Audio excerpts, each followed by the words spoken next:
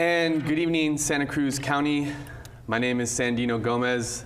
This is community television's longest running talk television show, Voices from the Village. Tonight we have 2 out of 3 guests here. We're hoping our third guest will arrive momentarily, but we have 2 really awesome guests regardless. And as you saw in the opening credits, tonight's topic is going to be the civil rights struggle, kind of the relevance of today, and we're going to look especially because of the recent holiday at the life and the work of Dr. Martin Luther King Jr. and the amazing accomplishments and contributions that the gentleman was able to make to our nation's identity and our progress as a country striving to live up to the grand ideals held in the Constitution and the Declaration of Independence, which unfortunately, for a whole variety of reasons, have not always been lived up to. So we're going to pay special tribute to a man who did so much to hold the nation accountable and really forced a lot of people to look into their conscience around what was or was not fair when it came to talking about the American dream and kind of the structure of American society. I guess with that, we'll launch right into our guests. Often we have a segment where we hear from you, a person on the street segment, but unfortunately we don't have that for you tonight, so we're just going to launch right into the conversation. We do have some other videos for you, which we're going to show a little bit later, but it's my pleasure to be here with our 2 distinguished guests, Daryl Darling and David Anthony. Welcome to the show, gentlemen. Thank you. Thank you. Daryl, you're a local political activist, a Methodist minister, as well as a keeper of the Darling House, a lovely bed and breakfast over on Westcliff. Right. Yeah. Thank you for coming tonight and sharing. You bet. Yeah. Thank you for asking. Mm-hmm. And sitting to Daryl's right is David Anthony, a UCSC history professor with a focus on African American studies as well as African history. He's also teaches a class and is specialized in African cinema in particular. He has a lot of other accomplishments and work that he's done internationally in various struggles, particularly around South Africa and the anti-apartheid, which we're going to get into a little bit. But just want to say welcome to the show, David. Thank you very much, Sandy. Daryl, you had wanted to start with kind of a brief recap of civil rights, maybe define the term for us and explain a little bit of the relevant history. Right. We tend to think of civil rights primarily in our own context in the United States, by law, by economy, etc. But we really understand civil rights, we understand the struggle, and we understand the depth of the significance of it as we look at it in broad perspective. We could begin really from the real beginning, which would have us recognize ourselves as sophisticated amino acids. But here we are at the table, and we'll begin with Genghis Khan. And fast forward to the Magna Carta, which was the first major grasp of power wrested from a single source. Again, fast forward to Thomas Jefferson and the framers of the Constitution, Jefferson, just a genius, recognizing or articulating what is really difficult to state now in the same terms, but he said that all men are created equal, endowed by the Creator, endowed with inalienable rights. Inalienable being like the skin. You take the skin off the human being, and there's we're vulnerable. Can't really do that. You can't do that. Yeah. So for him to use that phrase was to recognize the essential humanity and the rights of the person as essential to our being, our very being. But it was still all men are created equal, and it really meant all white men, and it really meant all landed gentry. So the history of our nation in civil rights obviously has been the process of redefining, refining what it was that Jefferson was talking about, and so that he would understand as well. And that is, again, a genius in our humanity, a recognition of what our essential humanity, Martin Luther King Jr. And King didn't really, in a sense, he didn't begin with civil rights. He began with a reflection on, from the perspective of a very well-educated, theologically well-grounded, biblically well-grounded Baptist minister, struggling with the issues of nonviolence, a la Gandhi and the South African experience, and his, from the very beginning, he identified with the civil rights movement and was the strongest articulator of the civil rights movement, but from the perspective of the three, what he identified right off the bat. I was in Selma, Alabama, just before the Selma march across the bridge, and 2 days before that, in between the two marches, the one that was aborted and the one that actually crossed the bridge, I was astounded sitting in Brown's Chapel with, we were just getting our marching orders for the day, and King said, "This is just the beginning. When we've crossed that bridge, we've only just begun." And I thought, of course, he's talking about civil rights. No. He said, we still have the battle on racism, on poverty, and on war.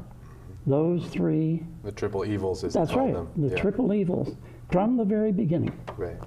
So, where we are now, and we'll chat about that, about all the other dimensions globally and nationally, and the various aspects of it. But the civil rights really are fundamental human rights. We don't understand anything about civil rights without an understanding of our essential humanity and respect for that. Certainly, and leading into eventually a topic we're getting into, which is kind of the evolution of civil rights into human rights, and right. the internationalization of human rights, and kind of the freedoms and the concepts we take and hold so dear within American society, and trying to hopefully aspire to an international world community, world society. David, any reactions to what you heard, or any contributions you'd like to make there in terms of just talking about civil rights in general before we talk about some more specifics? Well, Darryl covered a lot of ground. Right. I do find it interesting and ironic that we have to talk about Jefferson, because Jefferson also epitomizes the great paradox. Someone who could be so clear, so eloquent, and so articulate in delineating what constituted the rights that needed to be protected, while also systematically defining a considerable portion of humanity out of that. And being a slave holder, there's a great irony in that. But that doesn't mean that you throw the baby out with the bathwater. Always a work in progress, right? Exactly, exactly. Yeah.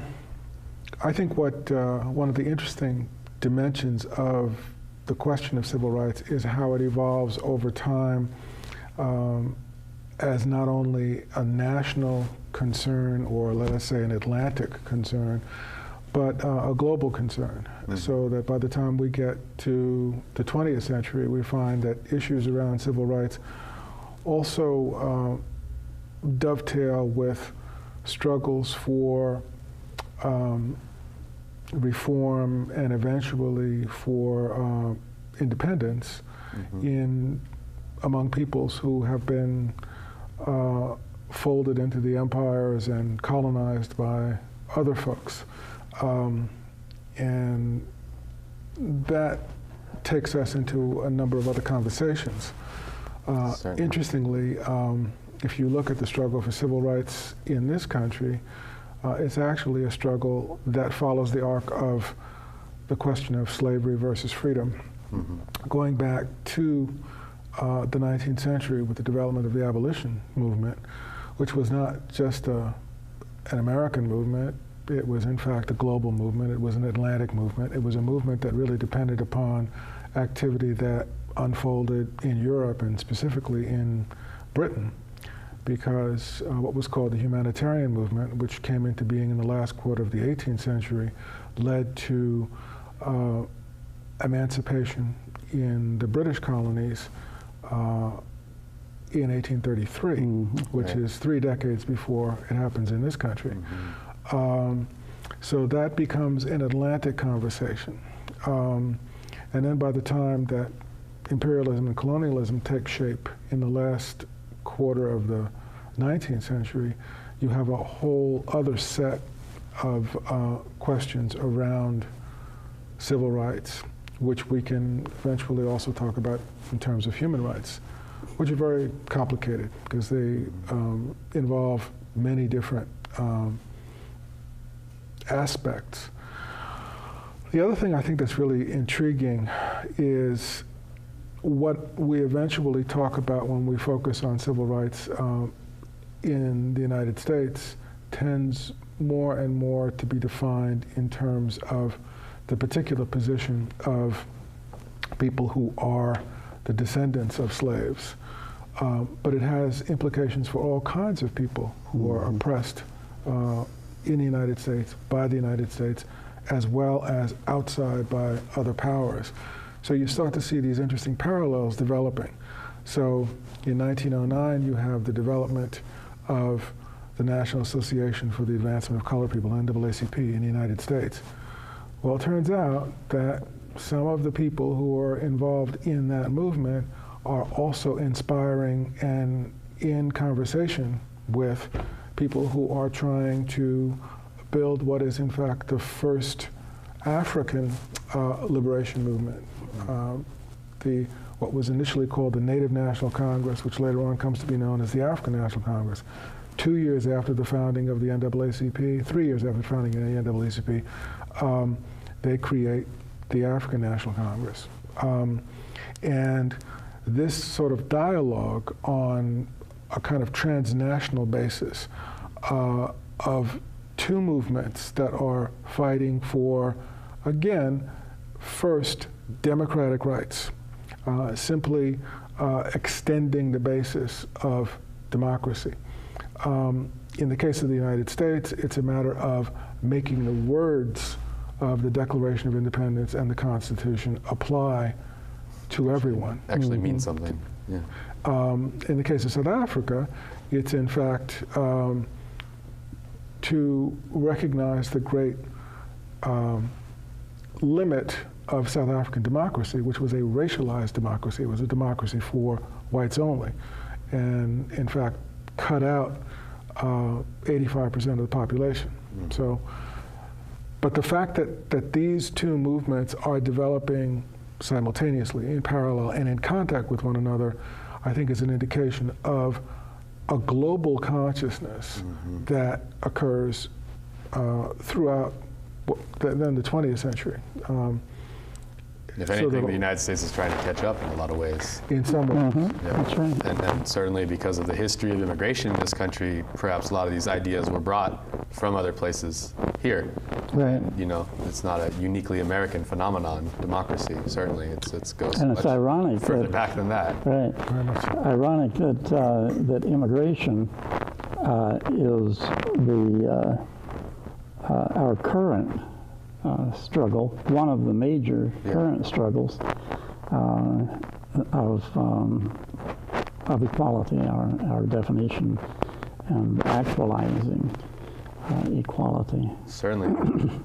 we were, well, not me per se, but people were fighting to have a system that treated everyone equally, and yet here in the United States today, when we talk about immigrants, we talk about immigration, clearly there's a two-class society. There's those with papers and those without papers, and Right. it's a very significant difference. Right. When you mentioned, David, the parallel struggles, there was also a parallel struggle about the same time, and unfortunately, for political reasons, it was thought that the two struggles couldn't move forward together, and that was the struggle for women's rights.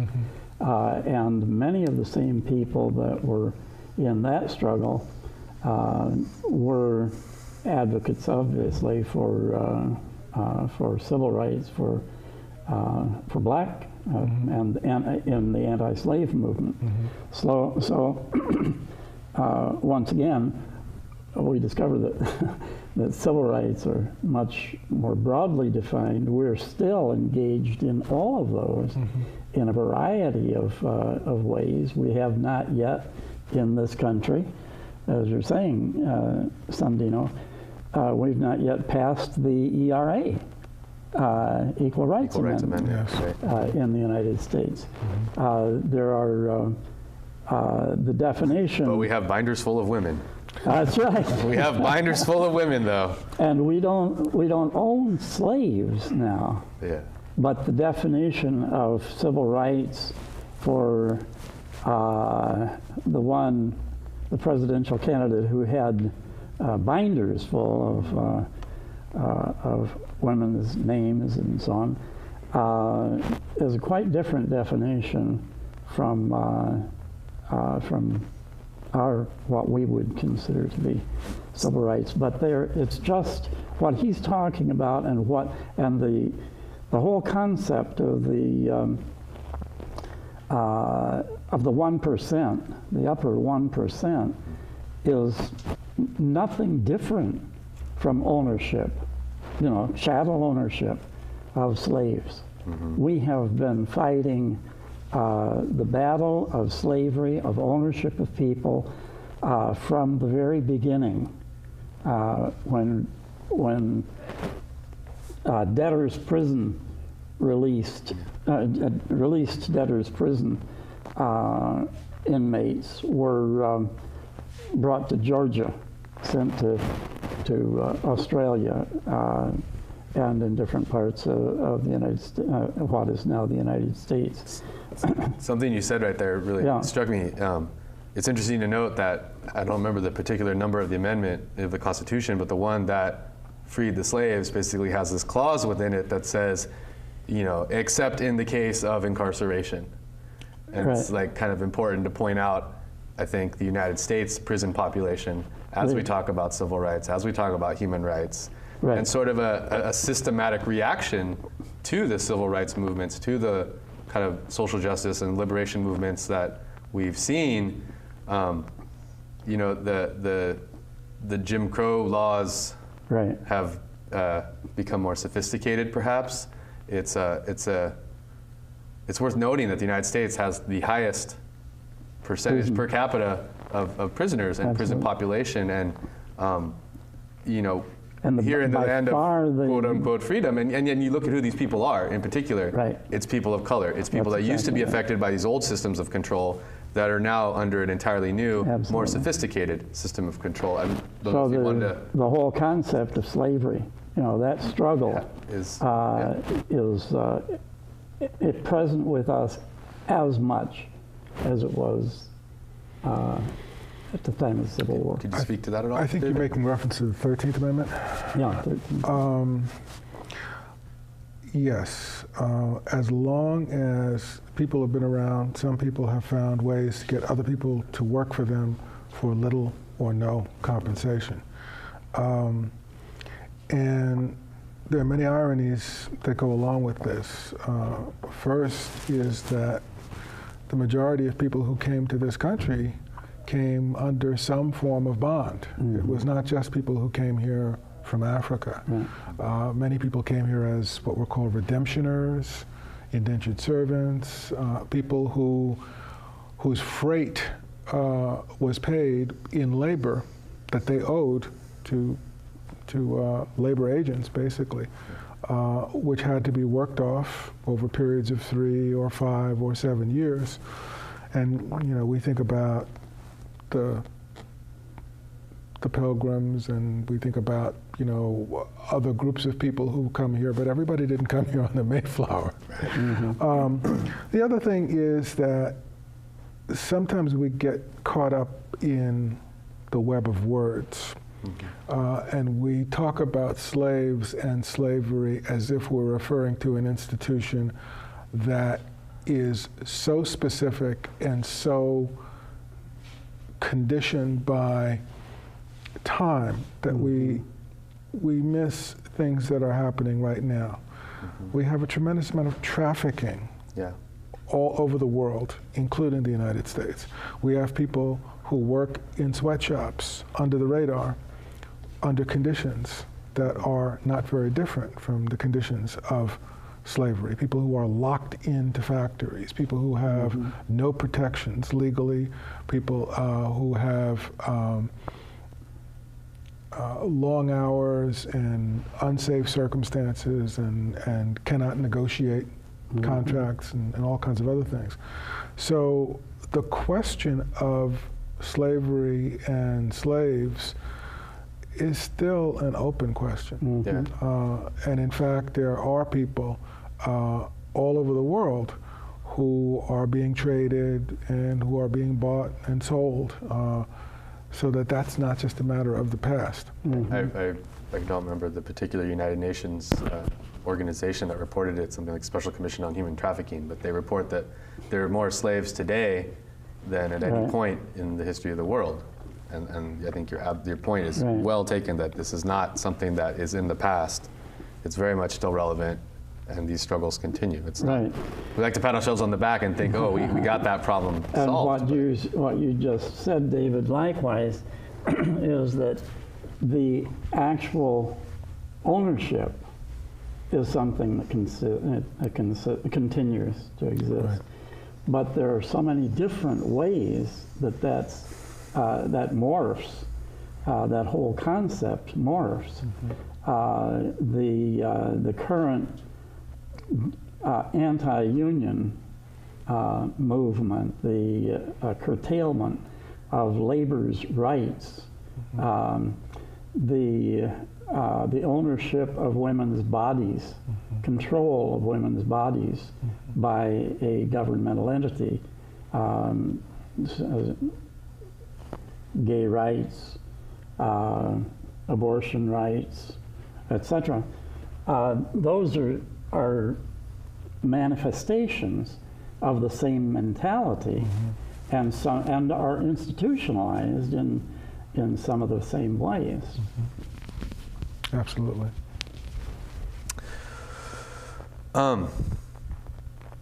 Would you say we shift gears a little bit and look particularly at that period of history where Martin Luther King really was active, where he was really kind of a leader in these struggles? And I do believe that we have a video clip. I know you mentioned Selma.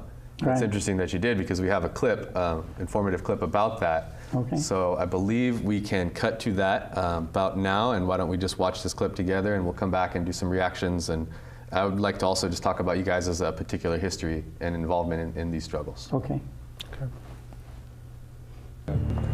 To the president's chagrin, demonstrations continued. In 1965, protests targeted Selma, Alabama, the seat of Dallas County, where fewer than 1% of eligible blacks were registered to vote, and where bully boy segregationist Sheriff Jim Clark and his deputized citizens posse rounded up civil rights activists using Gestapo tactics and cattle prods. Snake's John Lewis was among more than 2,000 demonstrators jailed in the first months of 1965.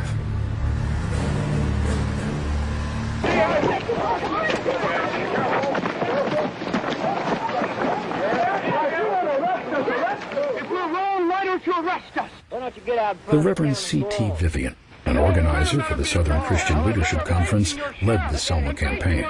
We're willing to be beaten for democracy, and you misuse democracy in the street. You beat people bloody in order that they will not have the privilege to vote. You beat me in the side and then hide your blows. Well, go on. No, I don't need to leave. We have come to register to vote. And you must realize that this is a national issue. It's not a Selma issue. It's not an Alabama issue. This is a national issue. Whenever anyone does not have the right to vote, then every man is hurt. No, I don't need to leave. We have come to register. On the night of February 18th, state troopers savagely attacked Vivian and other demonstrators. In the chaos, a young man named Jimmy Lee Jackson was shot at point-blank range in what the local newspaper called a nightmare of state police stupidity. He was murdered by the irresponsibility of every politician from governors on down who has fed his constituents the stale bread of hatred and the spoiled meat of racism. The tragedy galvanized the Selma voting rights campaign.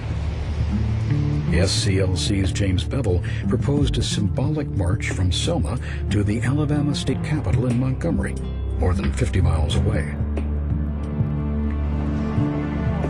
On March 7, 1965, SNCC's John Lewis and the SCLC's Hosea Williams led a procession of more than 500 marchers over the Edmund Pettus Bridge.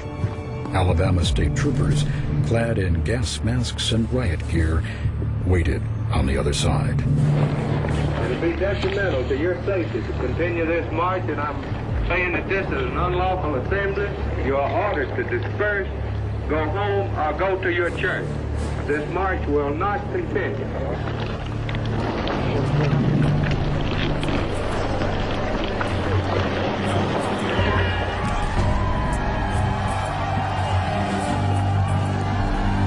News cameras immortalized a hellish scene of police brutality and chaos. Images of Bloody Sunday shocked the nation.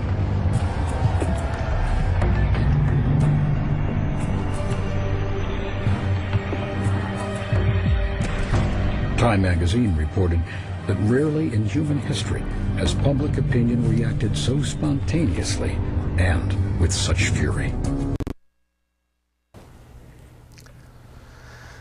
Welcome back to Voices from the Village.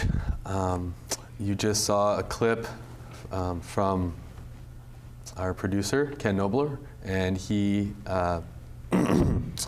wanted to share that because it was kind of, as you saw in the quote there at the very end, a very galvanizing public opinion changing moment. And I think we could all acknowledge that King was a real master at kind of mobilizing that public opinion and gaining sympathy for his causes.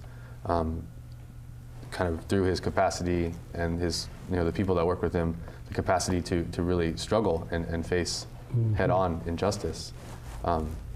Reactions, gentlemen? Well, I think one point that always needs to be made whenever we talk about Dr. King is in acknowledging his significance as an individual and an outstanding individual, to also recognize that he was a spokesperson, and he was as much shaped by the movement as he was the shaper of the rhetoric and the literal and figurative target of a lot of that movement. He was also very much a responder to different kinds of initiatives that were taken from below. And that's what made that movement so powerful, that it was not just about someone who sat in front of a camera or who stood at the head of a march. It was the dialogue, it was the sacrifice, it was the things that happened behind the scenes, it was the risks that were shared. And that's what makes a movement. A movement is more than the sum of its parts. I mean, it is always more than the one person who sometimes becomes the person that the media focuses on. Right. But one still really needs to study Dr. King because he was a phenomenal world historical person, you know, one of the greatest leaders, not only in the 20th century, but ever. Right. Because of the manner in which he was able to give voice and shape to that movement, and the courage that he showed by putting his life and, in fact, the lives of all of those around him on the line. That's something that you just don't see every day. Yeah. But you did see it among all the people who were shown. Reverend C.T. Vivian, John Lewis, Hosea Williams, all of those leaders had the same courage, you know, and that's what made it, again, a movement, that it was made up of people who had reached a point where they said, you know, whatever we have to risk, we just have to take it. You know, we just have to take that risk, because we're not going to continue to let things happen as they have. We're not going along with the program, even if that means that we will get hurt, some of us may die, we'll go to jail, whatever. And that's the inspiration that I think a lot of people draw from that, you know, that kind of courage. Yeah. There are a lot of sources of that courage.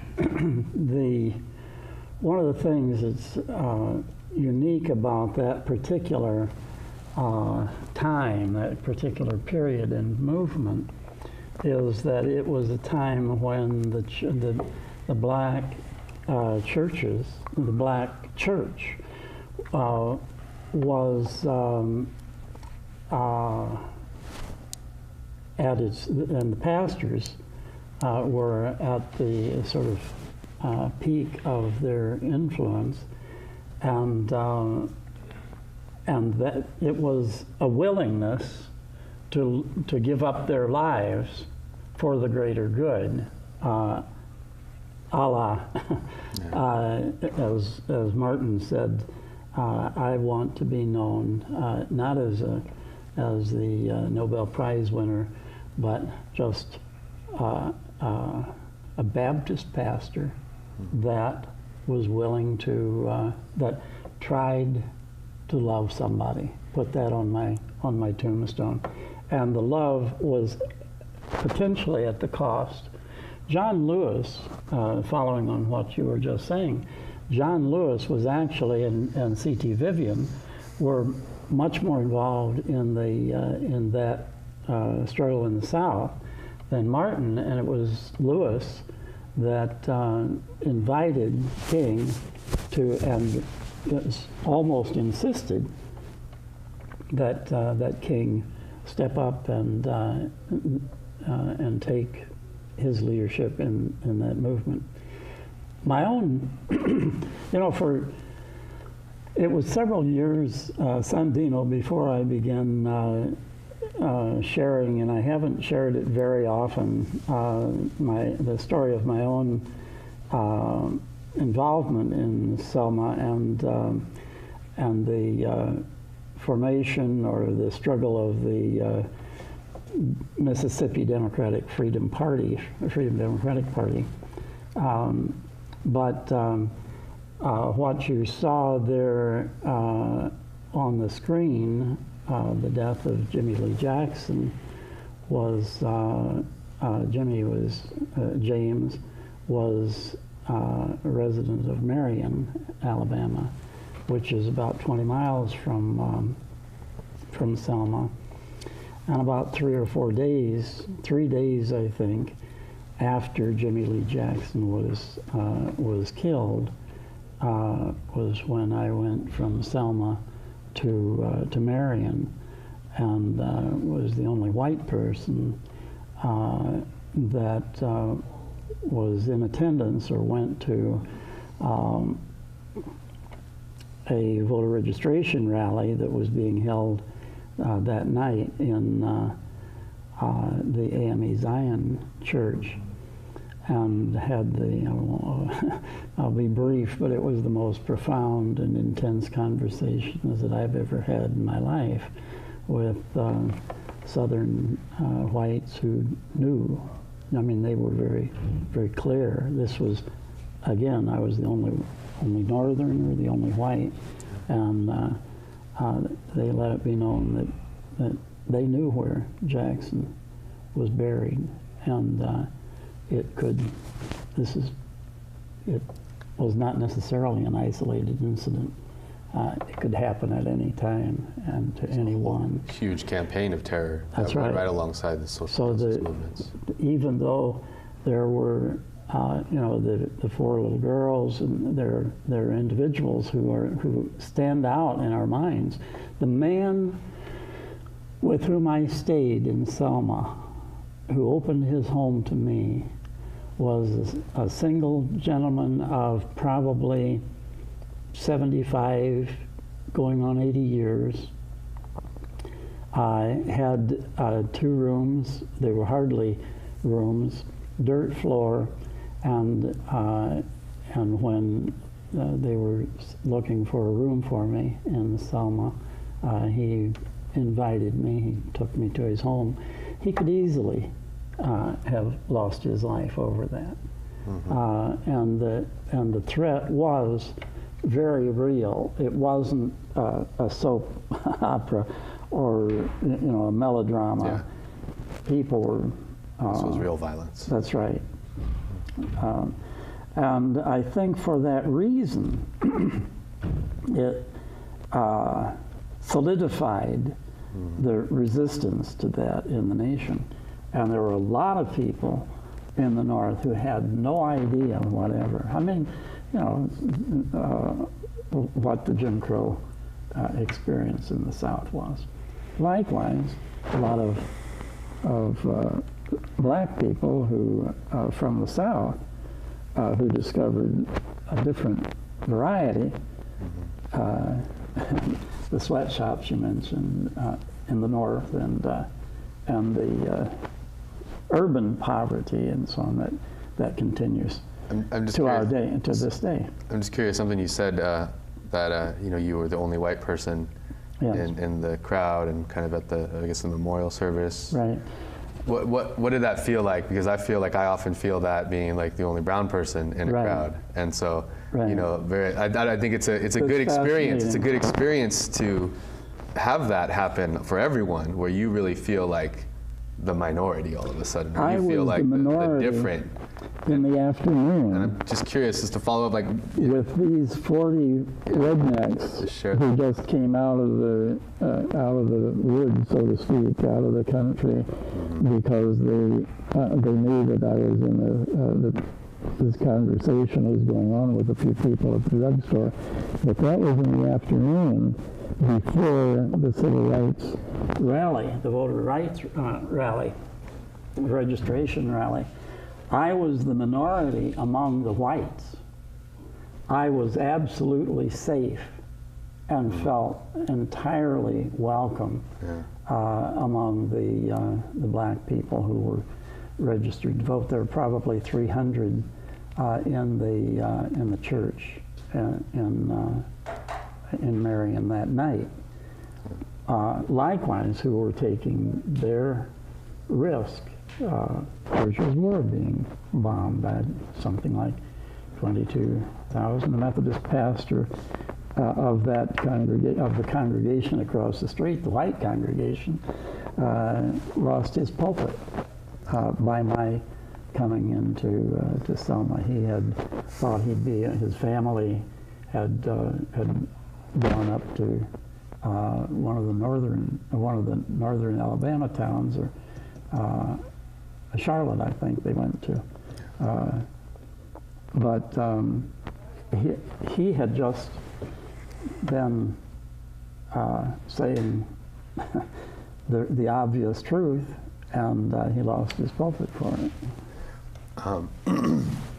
I do believe we have another video, or possibly even 2 clips of just kind of, I believe these are clips of King speaking, but I know our director has another clip or two lined up. So why don't we go to another video and then we'll come back and do some reactions to that. Okay. Maybe some tear gas ahead. Yes. I say to you this afternoon that I would rather die on the highways of Alabama than make a butchery of my conscience. Yes, sir.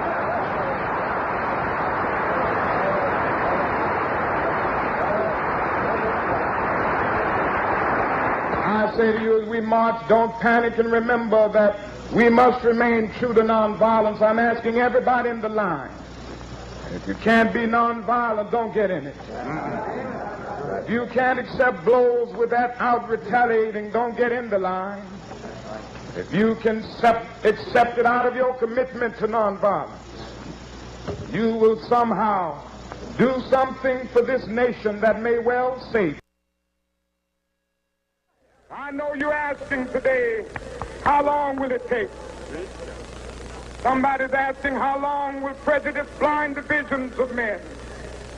I come to say to you this afternoon, however difficult the moment, Yes, sir. however frustrating the hour, it will not be long, because truth crushed earth will rise again. Yes, sir. How long? Not long.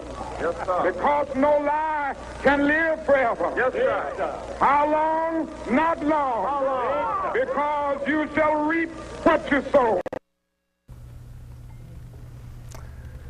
There you go again, the powerful words of Dr. Martin Luther King. Something that struck me about that last video was kind of his invitation to people to participate in what he identified correctly as important work. Right. Talk about that about King, that he really seemed to invoke participation. Yeah. David, Daryl, either one of you two? Well, Or just any reactions to the video as well. you know, he is the product of a tradition that is epitomized in call and response. You know, the ways in which you listen to him speak to people, and particularly when he's sermonizing, and how people respond. You know, people say yes, or, you know, say it, or whatever, is also kind of a model of how the movement operates, in that everybody has a role, everybody has a responsibility. Nobody goes there to just look. You may bear witness, but if you bear witness, it is an invitation to action. You know, that's one of the striking features of it. But I wanted to say something very quickly. Daryl's talked about his relationship to the movement in the period of 1965 with Selma. There are a lot of things leading up to that I was thinking about in relation to this. I was thinking about the lynching of Emmett Till in 1955, which was a decade before that, and how when he was lynched and his body was dredged out of the river in Money, Mississippi, one thing that was said was, "Oh, there are lots of people in that river," you know, which is kind of what you were saying. Yeah. But I was also thinking about listening to Dr. King in terms of my own experience. Dr. King was an internationalist in every sense.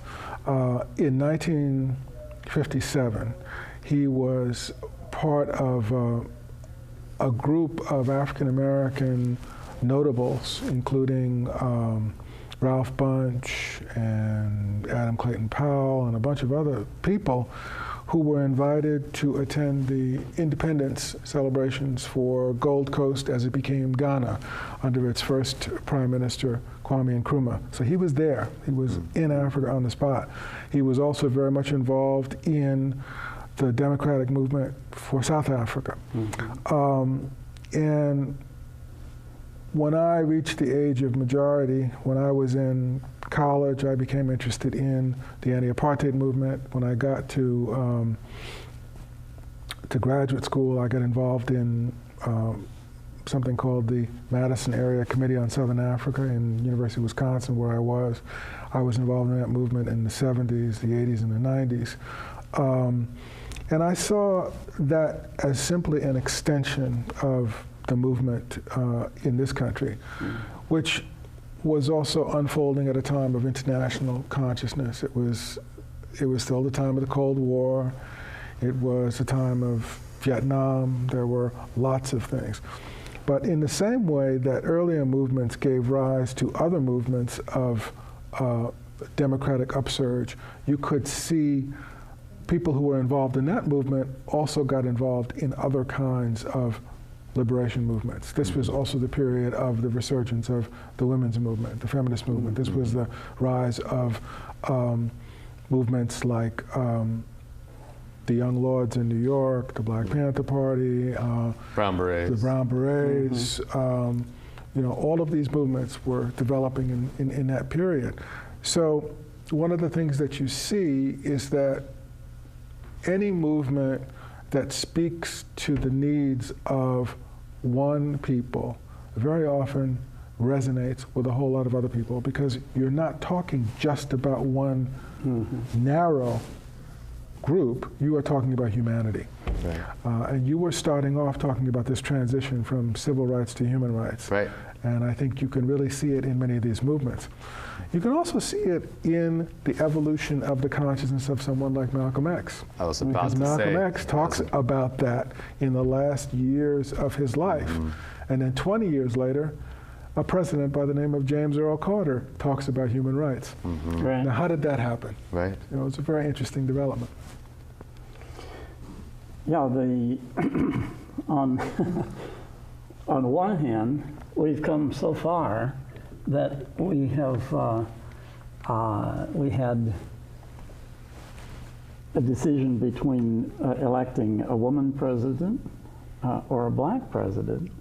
So we've come that distance, and at the same time we have the dark side, which is primarily an economic side of not just, it still has strong racial roots.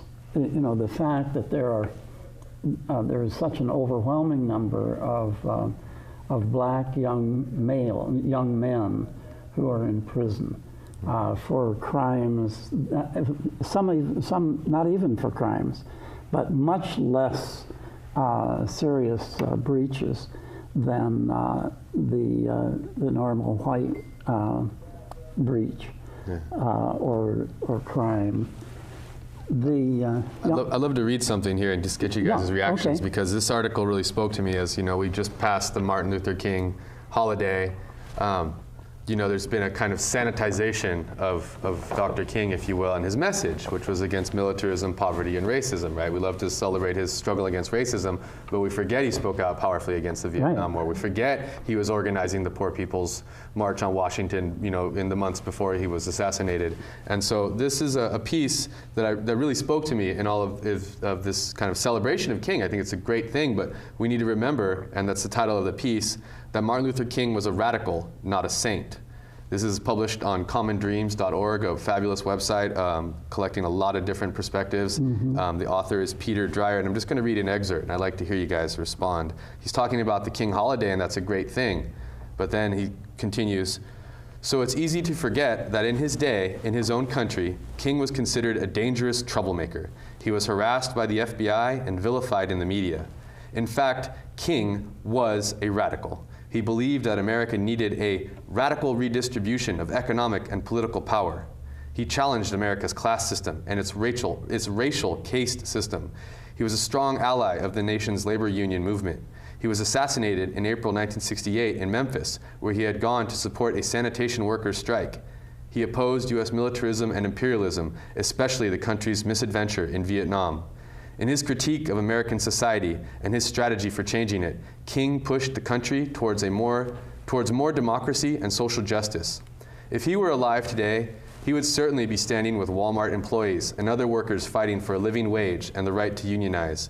He would be in the forefront of the battle for strong gun controls and to thwart the influence of the National Rifle Association. He would be calling for dramatic cuts in the military budget in order to reinvest public dollars in jobs, education, and health care. He he would surely be marching with immigrants and their allies in support of the DREAM Act and comprehensive immigration reform. Like most Americans in his day, King was homophobic, even though one of his closest advisors, Bayard Rustin, was gay. But today, King would undoubtedly be standing with advocates of LGBT rights and same-sex marriage. Yep. I agree. I agree. But we should also remember that Jesus Christ was considered to be an enemy of the state. Right? You know? I was thinking exactly the same thing, David. Jesus' statement. Can you be a radical saint, though? What? Saints Sure. are really, Sure. really. It's not either or, right? Let's be we weren't both. just We talking need more about of both. I want to say something before we close. Yeah. Yeah, we got about 5 We've been minutes. talking about Why don't you this. go ahead? We've been talking about this movement, but one of the giants of this movement is actually coming to this town in a couple of days. His name is Robert Moses, Bob Moses, one of the founders of the Student Nonviolent Coordinating Committee.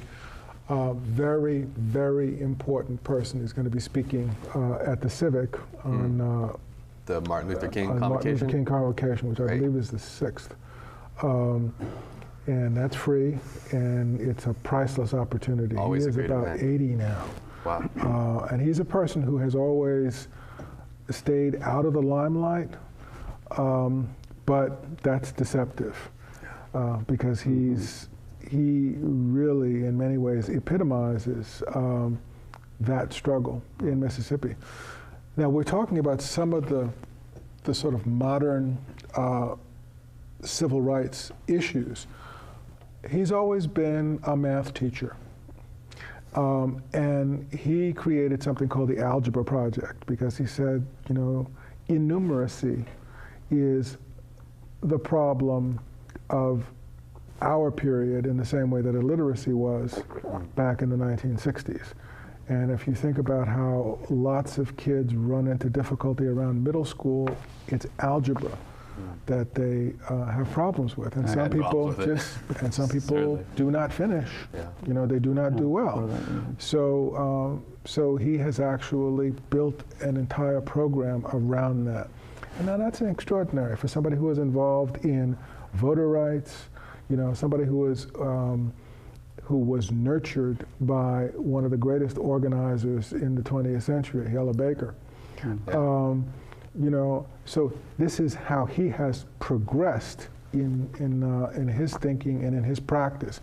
So what we talk about as civil rights is not just something that is captured on film from the 50s and the 60s. This is not a museum piece. Continues. You know, the struggle continues.